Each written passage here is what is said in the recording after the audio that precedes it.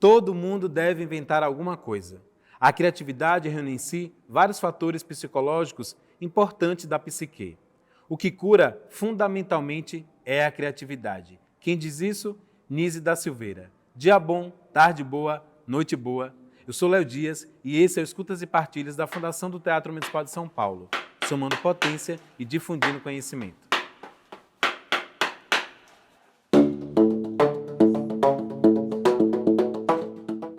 Dia bom, tarde boa, noite boa. Esse é mais um Escutas e Partilhas. Hoje estamos com o professor Denis Ferreira dos Santos. Professor, seja bem-vindo. Obrigado, é um prazer estar aqui. Que bom. E olha, a gente não costuma falar um pouco do currículo do nosso convidado. A gente pede o seguinte, que nessa construção de diálogo, você se localize nesse território e quem é você?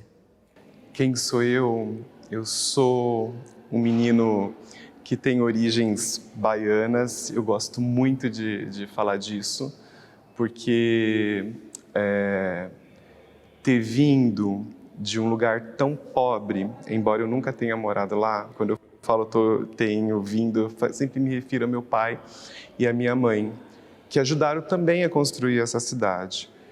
Então eu trago essa herança nordestina, essa herança imigrante, essa herança periférica, e que o grande arcabouço que meu pai me deixou foi o estudo.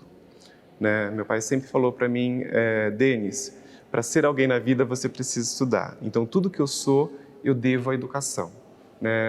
Hoje eu já circulo para alguns outros lugares, tenho um trabalho consolidado dentro da psicanálise, tenho aí essa articulação muito forte com a educação, porque ela diz de mim, e sempre muito preocupado com o que a gente pode fazer de melhor para o outro.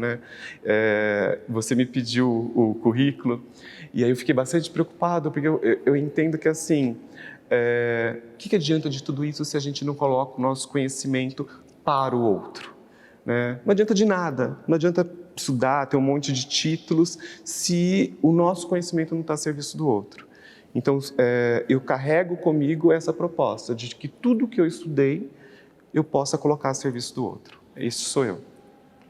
Denis, você enquanto psicanalista, psicólogo e educador, traz não só a sua vivacidade, a sua experiência, assome a potência de querer mudar e transformar aquele ambiente. Eu vou trazer uma citação, que é uma provocação para a gente abrir a nossa conversa, mas lembrando que a gente está falando hoje sobre saúde mental. Ok. Como consequência deste cenário pós-pandêmico, os casos de violência escolar têm aumentado, tornando-se mais recorrentes também as chamadas, abre aspas, crises coletivas de ansiedade, fecha aspas. Nos 2 primeiros meses do ano letivo de 2022, quando retornavam às aulas presenciais, foram registrados 4.021 casos de agressões físicas nas unidades estaduais de ensino do país, 48,5% a mais do que no mesmo período de 2019, o último ano de aulas presenciais antes da crise sanitária. Nos deparamos, portanto, com um cenário de intensificação do processo de adoecimento de jovens e de seus professores, que demanda olhar cuidadoso dos formuladores de políticas públicas. Essa citação é do IEPS, Instituto de Estudos para Políticas de Saúde. Uhum. Trazer essa fala, essa citação, é para poder a gente literalmente desenvolver um debate, uma conversa, e aí a gente consegue chegar em alguns números e algumas soluções. Então, o que a gente tem que primeiro pensar é que a pandemia é um momento inaugural dessa população mundial. Não é um momento em que nenhum de nós tenha vivido. A maioria da população mundial passa por esse fenômeno pela primeira vez. E isso é assustador. É assustador. Isso provoca angústia e é uma angústia de morte. Muitas pessoas, ao longo desses 2 anos, temeu pela própria vida. E aí, eu fico pensando que houve alguns equívocos nestes 2 anos. E aí eu explico um pouco melhor. Primeiro, foi dito para a gente em relação ao isolamento. Você precisa se isolar, você precisa se isolar. Num outro momento a gente escutou, você precisa ficar distante, você não pode ficar perto do outro, precisa de uma certa distância e tudo mais. Quando a gente fala de isolamento, quando a gente pega essa palavra, isso é muito forte, porque a constituição humana, ela não se dá por meio do isolamento. A gente só é capaz de se fazer humano no contato com o outro. Então, aquele que pegou este mandato do isolamento de uma maneira muito severa, e quem pôde se isolar, porque tiveram aqueles que não puderam se isolar, começaram a desenvolver esses sintomas que foram citados aí. Ansiedade, depressão, o que eu vou fazer da minha vida, os projetos caíram por terra, né? Outra coisa é quem pegou a dimensão do distanciar, porque nós aqui estamos distantes, mas a gente está em relação. Então, aqueles que puderam se distanciar, mas mantiveram as suas relações, passaram por esse processo de uma maneira mais saudável. Isso é evidente. E aí tem uma questão que, por exemplo, quando você fala da questão da violência, durante esses 2 anos, a gente viu que as violências domésticas aumentaram. O que diz isto para a gente? Eu não vou entrar aqui nos milímetros dos dados, mas a gente pode pensar que a questão da violência doméstica está muito ligada a espaços de convivência. Porque na medida em que a gente passa 12 horas fora de casa e encontra o esposo, a esposa, os filhos, um período muito curto no final do dia e logo vai dormir para recomeçar o outro dia, a gente não tem um espaço de convivência.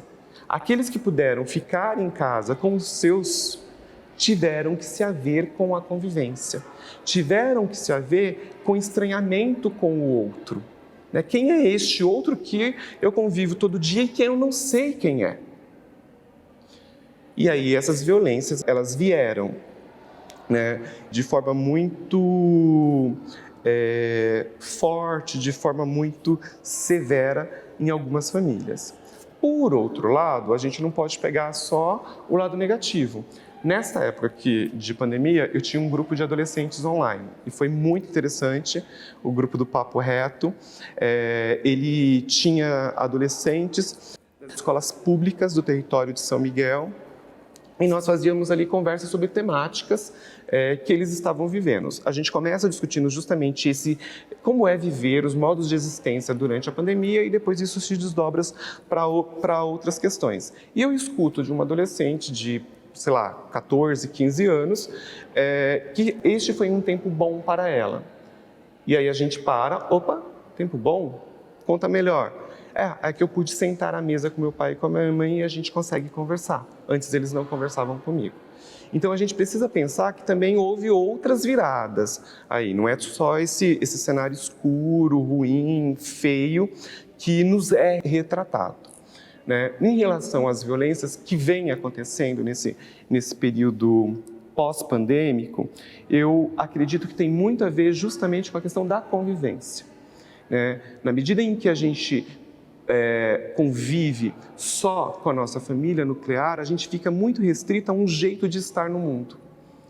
Por isso que esses espaços educativos, a escola, espaços como esse que a gente está ocupando neste momento, eles são muito importantes. Porque é nestes espaços educativos que eu tenho a possibilidade de me encontrar com a diferença. Sem esses espaços educativos, eu fico dentro de um ambiente estritamente familiar. E eu não avanço na minha construção social. Eu não posso querer agir do mesmo jeito que eu ajo na minha família, estando num espaço coletivo onde cada um é diferente. Eu vou ter que me reinventar, vou ter que me reexperimentar.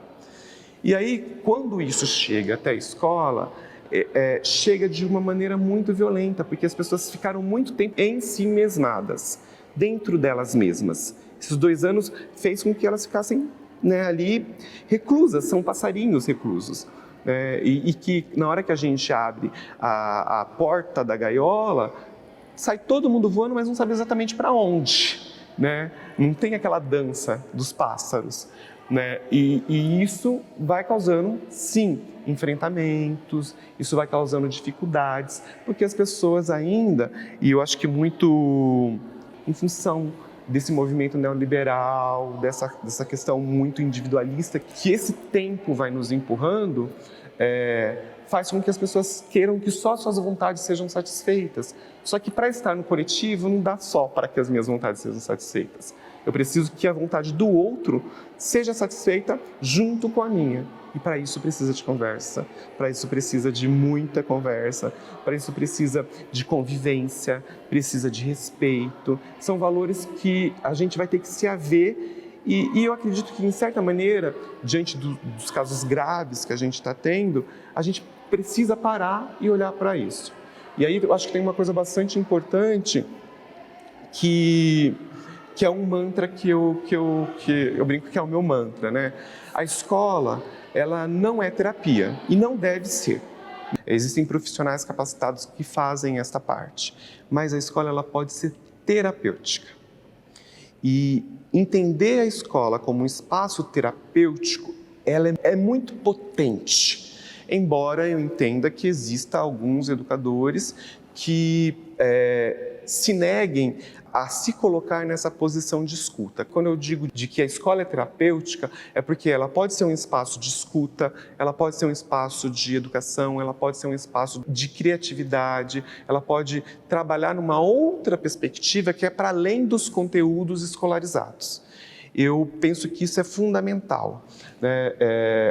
Eu trabalho muito com adolescentes e quando eu faço as rodas de conversa e pergunto o que você mais gosta de estar na escola, por que você gosta tanto de vir para cá, por que você não falta? Sempre a resposta é, eu tenho meu amigo, eu gosto daquela professora. Então isso diz dos laços sociais. Então a gente, nesse momento em que os ânimos estão tão acirrados, a gente precisa reestabelecer esses laços. E não há como reestabelecer esses laços se a gente não passar pela cultura, se a gente não passar pela a possibilidade de se expressar por meio da arte, por meio da cultura, por meio da música. Então, projetos que estejam ligados a teatro, em que os estudantes possam representar peças, textos que eles gostam, ou criar os seus próprios textos, assim como festivais de música, possibilidades também de conversar, de ter espaços estruturados de conversa sobre temas específicos da sua realidade, fazem um efeito de produção de saúde mental que é fundamental e é muito importante. Por isso que eu digo, né, não é terapia, mas pode ser terapêutico, pode produzir saúde, pode prevenir. Assim como no teatro, eu enquanto ator e professor de teatro, uso do mesmo mantra. O teatro não é uma sala de terapia. E é muito comum quando em cursos e escolas de teatro, algumas pessoas irem buscar o fazer teatro, fazer teatral, como um processo de terapia. É terapêutico, né? Cria essa relação com o outro, nos coloca num espaço de mundo bem mais expansivo e que também a gente não deixa de promover a saúde mental naquele espaço. Sim. Puxando esse gancho de saber que essas situações não são terapias, mas são terapêuticas, pós-pandemia, você consegue perceber a busca, não só pelo conteúdo, o acesso ao psicólogo, a informação compartilhada e a quebra de estigmas comparado com antes da pandemia? Em relação à busca pelos processos terapêuticos, isso aumentou bastante, principalmente no processo que nós vivemos nesses 2 anos de pandemia. Eu acho que agora as pessoas estão buscando um pouco menos, mas ainda é mais do que antes da pandemia.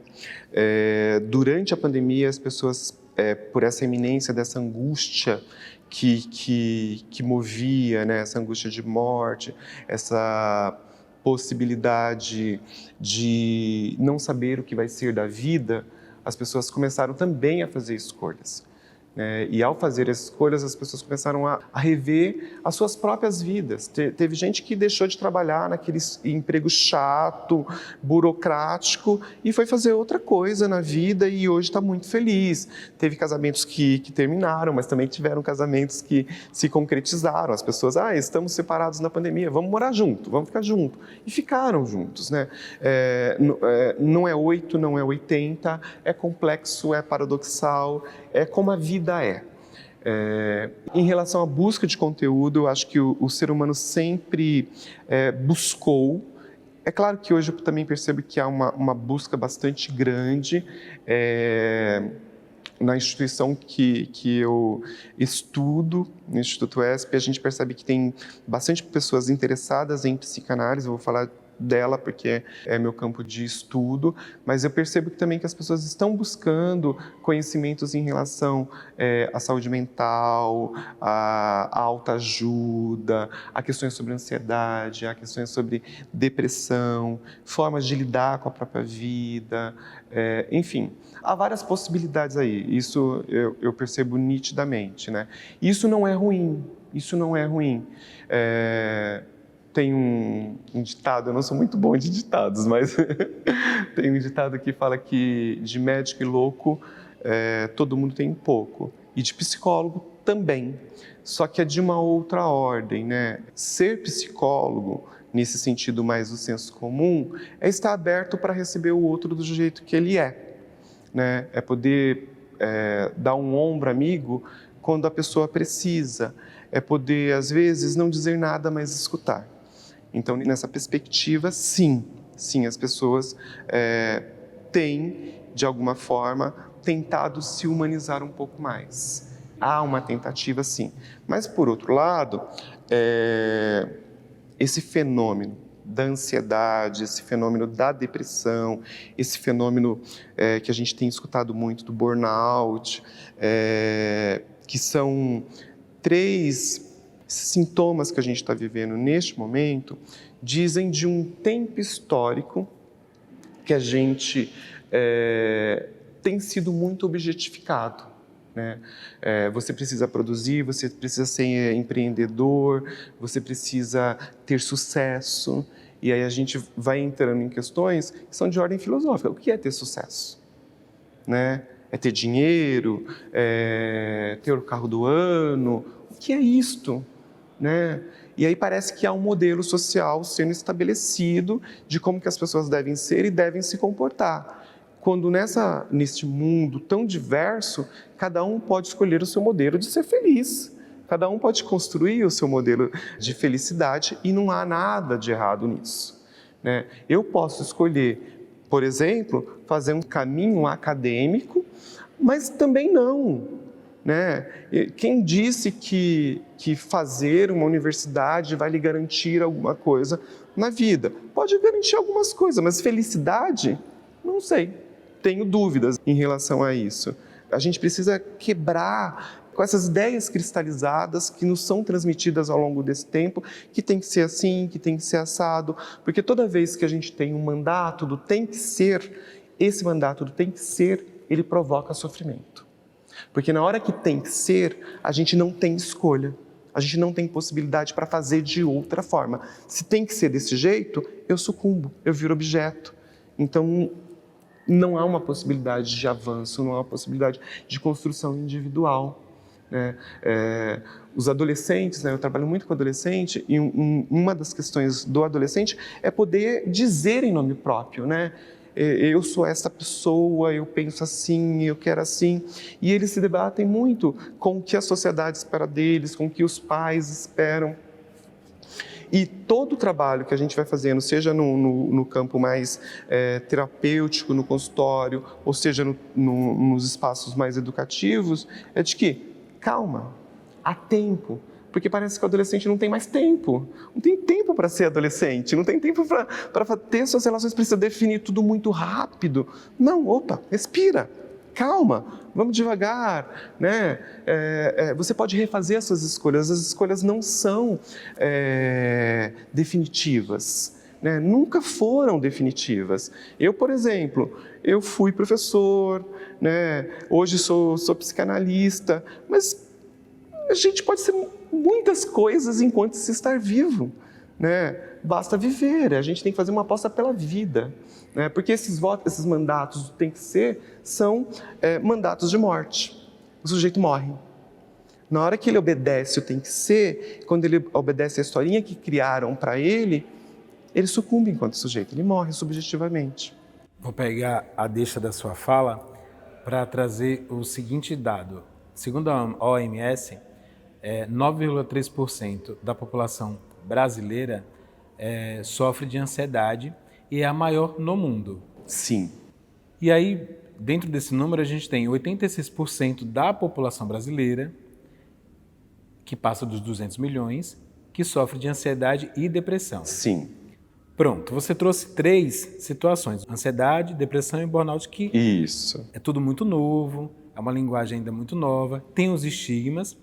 E aí eu penso, se já tinha os estigmas antes de alguém ansioso e depressivo, imagina agora com outras nomenclaturas, outras identificações de sintomas ainda a ser discutidas. Numa sociedade capitalista, onde a gente tem uma taxa de suicídio abaixo de 50 anos de idade, onde o cinturão das grandes metrópoles se concentra comunidades e regiões periféricas que têm um consumo de uma tecnologia alta, porque a tecnologia chegou e não vai parar de chegar e é a maior fonte de comunicação e acesso. Logo, o capitalismo está dentro de tudo isso.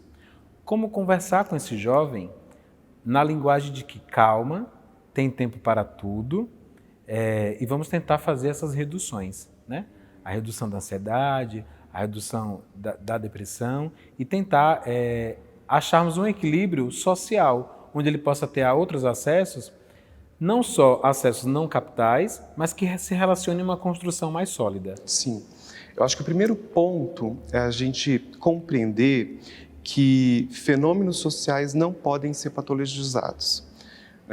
Quando você vai trazendo esses dados, eu sempre vou pensando assim, isto tem a ver com esse momento histórico que a gente está vivendo, tem a ver com essa sociedade que a gente está vivendo, portanto, dizem de fenômenos sociais. Uma vez que são fenômenos sociais e eu patologizo esse fenômeno social, eu coloco estritamente no indivíduo a responsabilidade pela sua ansiedade, pela sua depressão, pelo seu burnout ou qualquer outro transtorno ou síndrome que a gente possa nomear, porque existem várias, né? Se você abrir o CID-10, você é capaz de se encaixar em várias ali patologias. Então a gente tem uma questão aí a ser discutida e ser pensada que situações sociais provocam sofrimento no sujeito.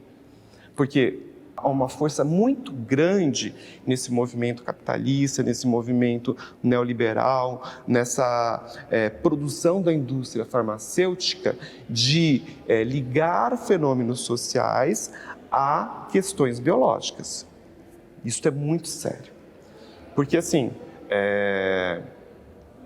ansiedade, todo ser humano tem que ter em algum grau, né? Eu vou trocar depressão por tristeza. Tristeza, a gente precisa sentir. Tristeza é um sentimento que hoje em dia me parece que é um sentimento negativo. Você não pode ser triste. Como assim você não pode ser triste? Como assim você não pode ter raiva? Como assim você não pode se enfurecer? Então tem alguns sentimentos, algumas emoções, alguns afetos que são tomados como negativos e você não pode vivê-los. Isso é muito complicado. Porque se a gente só tem uma forma de viver e essa forma está ligada a um ideal de felicidade, um ideal de alegria, isso nos prejudica muito na constituição humana. Mas eu quero voltar à questão da ansiedade. Ansiedade tem a ver com excessos. Tudo isso que a gente está falando de excessos. Então, a ansiedade tem a ver com o quê? Com excesso de futuro, excesso com preocupação com o futuro. Depressão tem a ver com o quê? Com excesso de passado. É uma preocupação com aquilo que foi vivido e você não consegue avançar. Assim como estresse tem a ver com excesso de presente. Eu não consigo sair daqui, não consigo me projetar para o futuro, não consigo me valer do passado. Então, a gente precisa ao conversar com esses adolescentes, ao conversar com as pessoas, dizer que, opa, peraí, né? A gente pode projetar o futuro, sim. Só que a pandemia vem nos ensinando, né? E foi isso que ela nos ensinou, ela nos rouba o planejamento a longo prazo. Eu não posso planejar minha vida para daqui a 10 anos. Não dá para fazer mais essa brincadeira, né? Eu posso planejar daqui 6 meses, daqui 1 mês. As metas têm que ser curtas, porque na medida em que ela é uma meta longa, o que acontece? Às vezes, ao longo deste projeto, né, a longo prazo, eu não consigo cumprir tudo. Só que na medida em que eu não consigo cumprir, eu vou me deprimindo e esqueço de olhar para aquilo que eu consegui fazer. E o que eu consegui fazer é o que deve ser visto para eu pensar o próximo passo. Então, assim, é uma coisa de cada vez mesmo, não dá para projetar um futuro muito longo. Daqui a 10 anos eu vou estar formado, daqui a 10 anos eu vou me casar, daqui a não sei quantos anos eu vou ter filhos. Não dá. A pandemia nos ensinou que a vida é incontrolável. Não dá para controlar o movimento da vida. A gente pode prever algumas coisas, né? Eu sei que amanhã eu vou ter que acordar cedo e vou ter que trabalhar. Ok, né? Mas eu não consigo dizer até daqui mês que vem onde eu posso estar. De repente, sei lá, eu posso resolver não querer mais trabalhar no emprego em que eu estou, eu posso resolver viajar. É muito perigoso ter metas a longo prazo. As metas a longo prazo angustiam e deprimem. E te prendem nesse espaço, porque assim, te prendem no agora. Eu preciso fazer, eu preciso. Na hora que eu preciso, é um outro mandato. Percebe? Assim como você tem que, eu preciso também é um mandato. Eu preciso fazer isso. E aí é muito interessante, porque a gente, diante dos mandatos, o ser humano resiste. Diante de qualquer mandato, o ser humano resiste, porque a gente é um ser criativo, a gente precisa ter um espaço de criação. Se a gente não tem um espaço onde você pode deixar a sua marca, fica muito difícil. Fica muito difícil. O que adianta você planejar um futuro a longo prazo que a sua história não foi vivida, não foi contada, né? A gente tem muito as marcas das redes sociais dessa questão de sempre registrar os momentos felizes. E essa é uma crítica que a gente precisa pensar, né? Quem são essas pessoas que têm grandes seguidores, um número muito grande? São as pessoas que postam coisas e momentos incríveis. Peraí, eu que não tenho essa condição financeira, que não sou patrocinado, como que eu posso viver essa realidade? E aí parece que o que eu estou vivendo está tudo errado, está tudo fora, porque eu não consigo acessar aquilo que o outro está me mostrando. Espera aí, mas se eu deixar de ter o modelo, eu posso olhar para o que eu estou vivendo e perceber a riqueza que é estar vivendo esta situação. Como a menina nos disse, nossa, eu consegui sentar e conversar com meus pais. Isso é lindo, é de uma riqueza belíssima, que para muitos não é possível. Sim. Falar de saúde mental é falar de uma amplitude enorme e sem fim, até porque a gente não vive uma vida definitiva, mas vive uma vida de pluralidades. E todos esses contextos urbanos e tecnológicos são atravessamentos para poder lidar com alguns determinados comportamentos.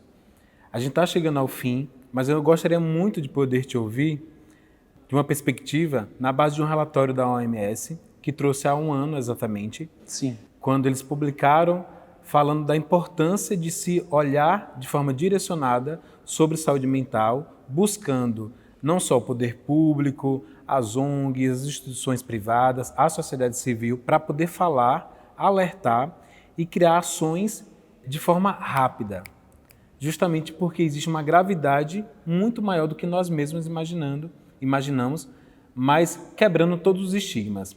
A pergunta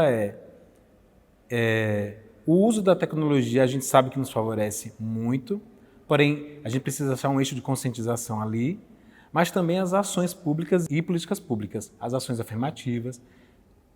O que você pode trazer para a gente do que já está bom e do que pode melhorar?